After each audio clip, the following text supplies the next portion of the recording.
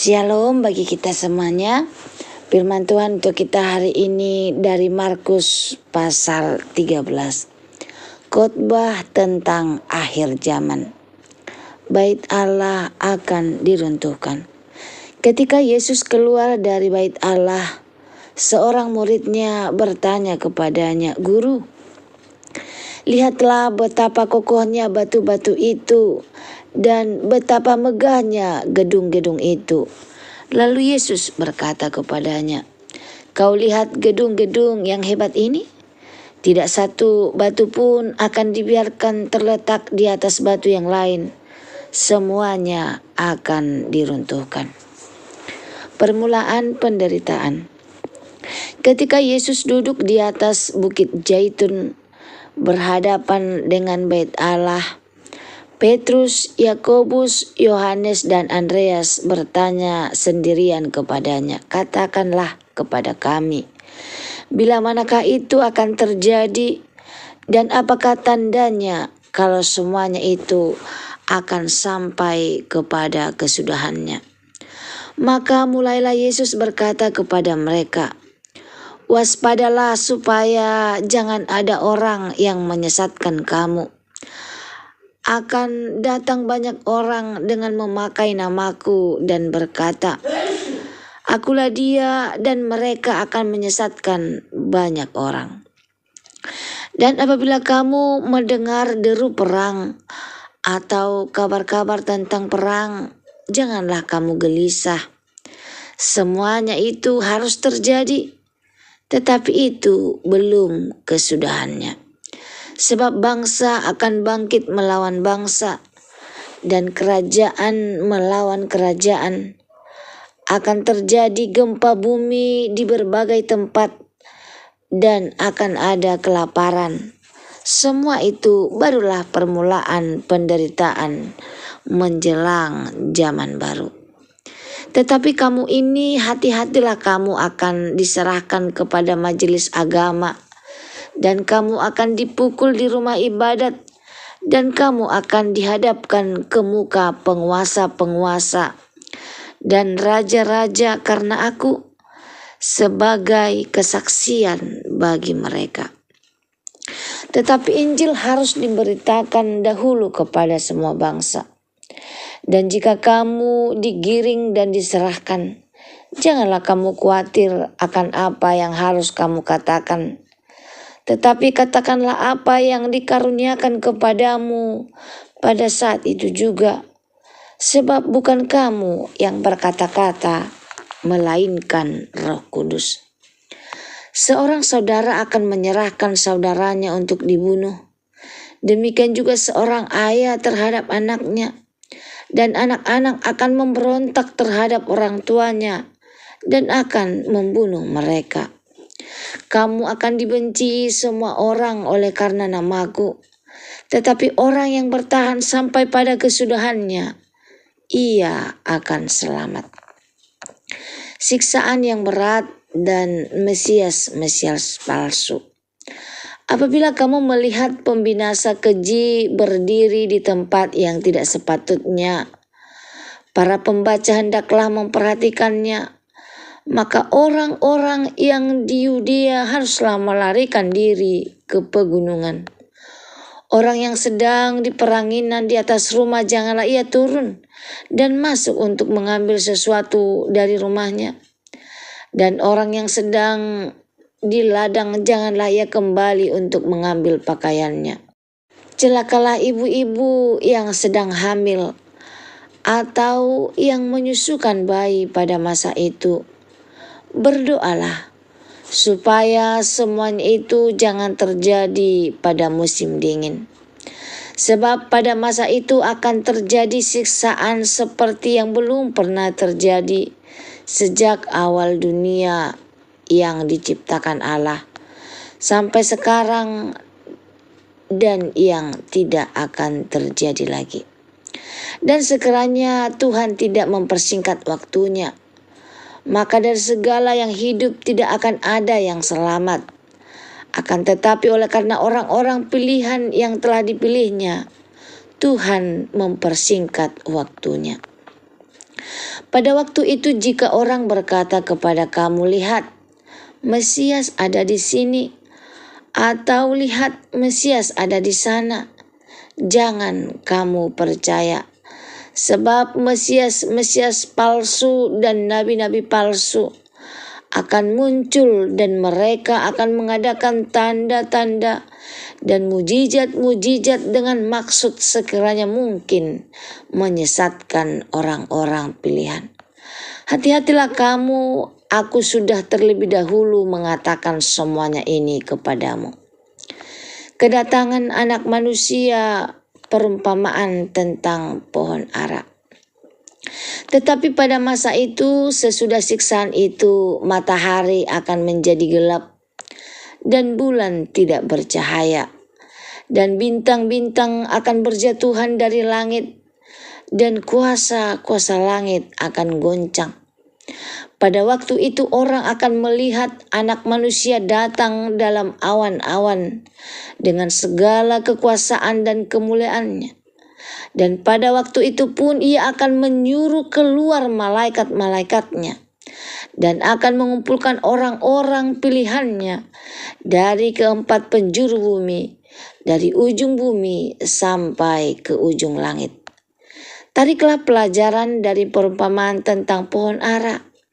Apabila ranting-rantingnya melembut dan mulai bertunas, kamu tahu bahwa musim panas sudah dekat.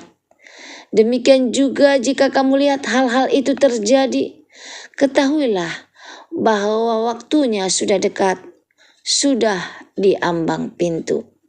Aku berkata kepadamu, sesungguhnya angkatan ini tidak akan berlalu sebelum semuanya itu terjadi. Langit dan bumi akan berlalu, tetapi perkataanku tidak akan berlalu. Tetapi tentang hari atau saat itu tidak seorang pun yang tahu. Malaikat-malaikat di surga tidak, dan anak pun tidak, hanya Bapa saja. Nasihat supaya berjaga-jaga. Hati-hatilah dan berjaga-jagalah, sebab kamu tidak tahu bila manakah waktunya tiba. Dan halnya sama seperti seorang yang bepergian, yang meninggalkan rumahnya dan menyerahkan tanggung jawab kepada hamba-hambanya, masing-masing dengan tugasnya, dan memerintahkan penunggu pintu supaya berjaga-jaga. Karena itu berjaga-jagalah, sebab kamu tidak tahu bila manakah tuan rumah itu pulang, menjelang malam, atau tengah malam, atau larut malam, atau pagi-pagi buta. Supaya kalau ia tiba-tiba datang, jangan kamu didapatinya sedang tidur. Apa yang kukatakan kepada kamu, kukatakan kepada semua orang, berjaga-jagalah. Renungan untuk kita hari ini dari Markus 13 ayat 1 sampai 37. Saudara-saudara yang dikasihi Tuhan, murid-murid Yesus kagum melihat megahnya bait Allah. Batu-batunya besar, bangunannya kokoh. Tetapi Yesus mengatakan, tidak satu batu pun akan dibiarkan terletak di atas batu yang lain. Semuanya akan diruntuhkan. Ucapan Yesus ini mengejutkan, karena bait Allah adalah pusat ibadah dan kebanggaan bangsa Israel. Yesus sedang mengajarkan bahwa segala kemegahan dunia ini tidak kekal. Semua bisa runtuh, tetapi ada satu yang tidak akan pernah lenyap, yaitu firman Tuhan. Hari ini kita akan belajar 3 kebenaran dari Markus 13 yang menolong kita untuk hidup dengan benar dalam menanti kedatangan Yesus yang kedua kali. Yang pertama, dunia ini fana, tetapi firman Tuhan kekal. Bait Allah yang megah akhirnya benar-benar hancur tahun 70 Masehi oleh tentara Romawi. Semua kebanggaan duniawi, rumah, harta, jabatan, bahkan hidup kita akan lenyap. Tetapi Yesus berkata, Langit dan bumi akan berlalu, tetapi perkataanku tidak akan berlalu. Jangan bangun hidup hanya di atas hal-hal panah. Investasikan hidupmu dalam firman Tuhan dan pelayanan bagi Kristus. Bayangkan seseorang membangun rumah di atas pasir di tepi pantai. Begitu ombak besar datang, rumah itu hancur. Tetapi rumah yang dibangun di atas batu karang akan tetap kokoh. Demikianlah hidup kita bila berdiri di atas firman Tuhan. Selanjutnya, iman kita diuji oleh penderitaan.